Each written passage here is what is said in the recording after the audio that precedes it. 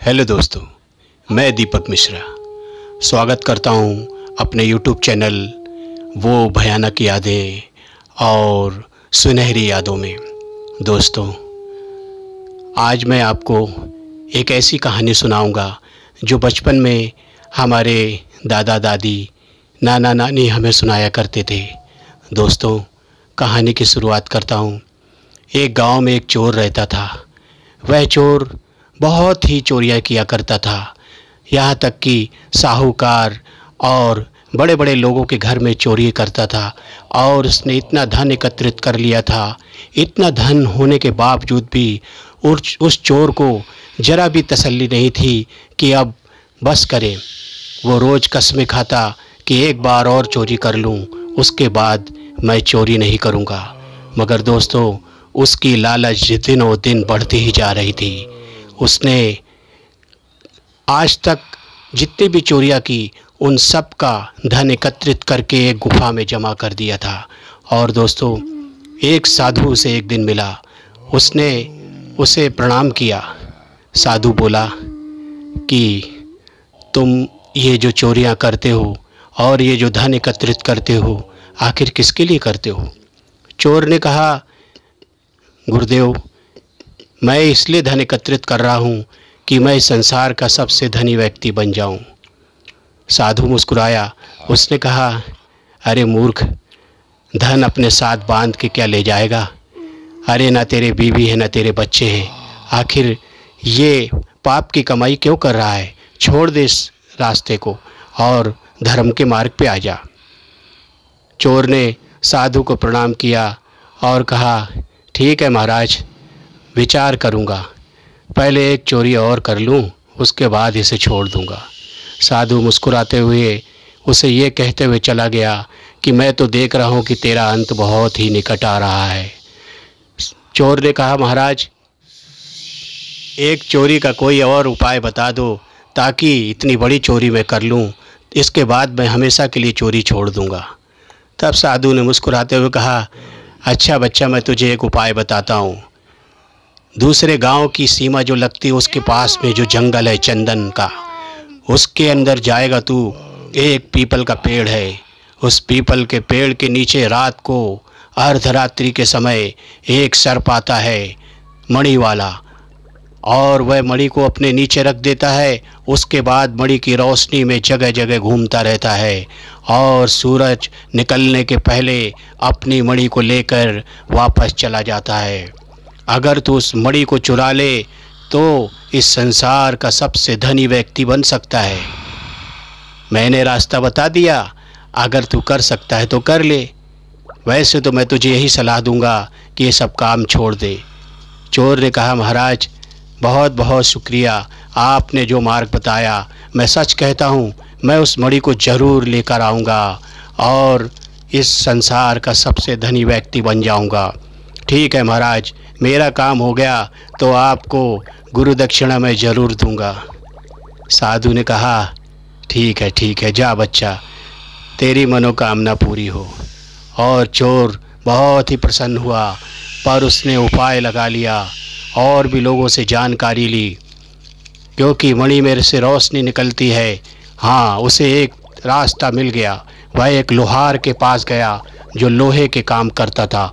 उसने एक लोहे का तवा बनवाया। उस तवे के ऊपर नोकदार कीलें लगवाई जिसमें धार रहती थी, और एक लंबी रस्सी जो कि झाड़ के ऊपर तक आ सके। उसने वह योजना पूरी तरह तैयार कर ली थी। और चोर इतना निडर था कि वह तहखानों में, जंगलों में कहीं भी चला जाता था। डर नाम की चीज़ तो जैसे उसके अंदर थी ही नहीं। बस दूसरे दिन एक अमावस्या की रात आ गई और चोर ने हाथ में मशाल लिया और लोहे का तवा और रस्सियाँ, सारी सामग्रियों को एकत्रित करके जंगल में पहुंच गया और सूर्य डूबने के पहले ही उस पीपल के झाड़ को खोज लिया। अच्छा, तो यही है वो पीपल का झाड़। महाराज ने सही बताया था, इसी के नीचे आता है ना वो सांप।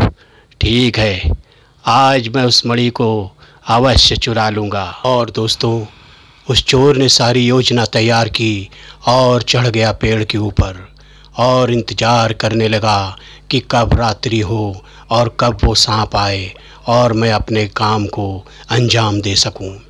दोस्तों, इंतज़ार करते करते आखिर रात्रि का पहर शुरू हो गया। वो अमावस्या की रात थी, घोर अंधकार था। जंगल में चारों तरफ भयानक जीवों की आवाज़ आ रही थी। भेड़िए चिल्ला रहे थे। इसे थोड़ा बहुत डर तो लगा, मगर यह लालच के कारण वहाँ चुपचाप बैठा रहा।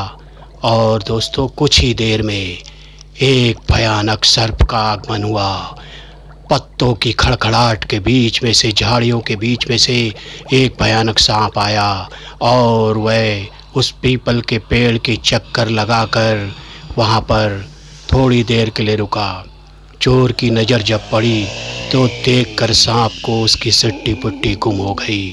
थोड़ी देर के लिए उसका गला सूख गया, लेकिन उसने अपने आप को संभाला और फिर सर्प ने अपना मुंह खोला और चमचमाती हुई मणि को ज़मीन पर रख दिया। उस मणि के उसके मुंह से निकालते ही एक दूधिया रोशनी छा गई। ऐसा लगा जैसे रात्रि में सूर्य उदय हो चुका है। इतनी रोशनी कि जंगल में दूर दूर तक सब कुछ साफ दिखाई दे रहा था। दोस्तों, फिर क्या था, सांप यहाँ वहाँ टहलता रहा, यहाँ वहाँ कुछ जीवों का भक्षण करता रहा। और चोर ने जैसे ही देखा कि सांप थोड़ी दूरी पर चला गया है, अपने आप को संभालते हुए वो बना के जो लोहे का तवा लाया था, जिसके ऊपर धारदार कीलें लगी थी, रस्सी से धीरे धीरे करके झाड़ के नीचे छोड़ता गया और एक ही झटके में उसने उस तवे को मणि के ऊपर ढाक दिया। मणि के ऊपर उस तवे के पड़ते ही घुप अंधेरा छा गया, ऐसा अंधेरा जैसे कि पहले था। दोस्तों, कुछ ही दूरी पर सर्प को जब उस रोशनी दिखाई नहीं दी, वह तुरंत वहाँ से पलटा और फुफकारता हुआ झाड़ के करीब आने लगा।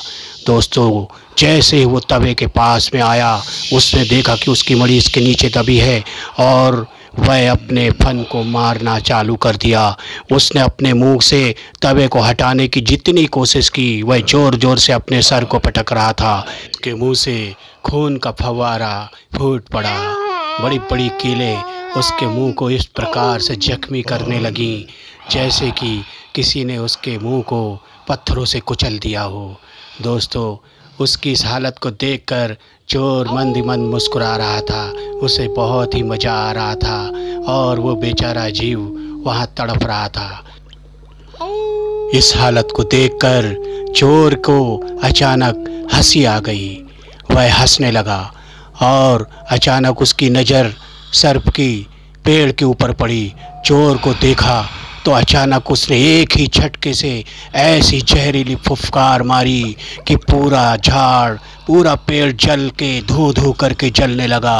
फिर एक बार जंगल में अंगार और जो ऊंची ऊंची लपटें उठने लगी, जंगली जानवर चीखने लगे और इसी के साथ वह जलता हुआ पेड़ और चोर दोनों ही ज़मीन पर गिर के धराशायी हो गए। इसी के साथ उस बेचारे सर्प की और चोर की जीवन लीला समाप्त हो गई दोस्तों। और कुछ ही देरी के बाद में एक गरजदार जोरदार हंसी जंगल में गूंज उठी। वह हंसी किसी और की नहीं, वह दहाड़ किसी और की नहीं, वही साधु की थी जिसने इस चोर को इस मणि का मार्ग बताया था।